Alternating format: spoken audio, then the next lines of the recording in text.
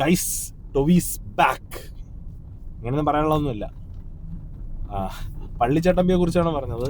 It's a good watch, നല്ല സിനിമയാണ്. എന്നാൽ ഭയങ്കര സംഭവമാണെന്ന് വെച്ചാൽ അങ്ങനെയൊന്നുമല്ല. ജസ്റ്റ് ഒരു വൺ ടൈം വാച്ചബിൾ മൂവിയാണ്. ലിജോ ജോസിൻ്റെ മുൻ സിനിമകളെ പോലെ തന്നെ ഭയങ്കര സ്ട്രെയിറ്റ് ആയിട്ട് പോകാതെ കുറച്ച് ചുറ്റി വളഞ്ഞൊക്കെ കഥ പറഞ്ഞിരിക്കുന്ന ഒരു സിനിമയാണ്. ഇതിൻ്റെ സിനോപ്സിസ് എന്ന് പറഞ്ഞാൽ, ആദ്യത്തെ കമ്മ്യൂണിസ്റ്റ് സർക്കാർ കേരളത്തിൽ വരുന്നു. അവർ ഭൂപരിഷ്കരണ നിയമം കൊണ്ടുവരുന്നു.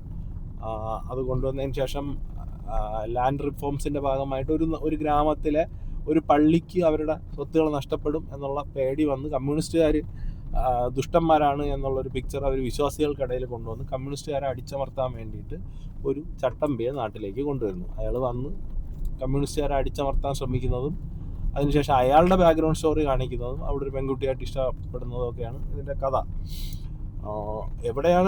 എന്താണ് പ്രശ്നം എന്ന് വെച്ച് കഴിഞ്ഞാൽ, എനിക്ക് ഭയങ്കരമായിട്ട് ഒരു ഹോൾസം ഫീൽ മിസ്സായി ഈ സിനിമയ്ക്കകത്ത്. ഇത്രയും സ്റ്റോറിയൊക്കെ കൊള്ളില്ലെന്നല്ല, കാലഘട്ടം കാണിച്ചിരിക്കുന്ന കൊള്ളാം, ടെക്നിക്കൽ സൈഡും നല്ലതാണ്. പക്ഷേ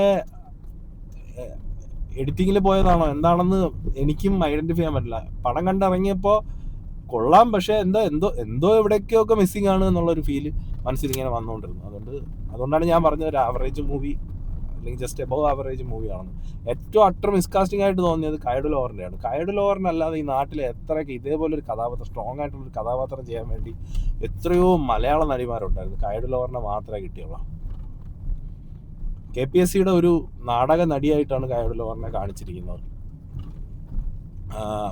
ടൊവിനോയുടെ പെർഫോമൻസ് നന്നായിരുന്നു. ടൊവിനോ അടിപൊളിയായിട്ട് പെർഫോം ചെയ്തു. പിന്നെ ഒരുപാട് സിനിമയുടെ റെഫറൻസ് ആവശ്യമില്ലാതെ അടിച്ച് കയറ്റിയിട്ടുണ്ട്.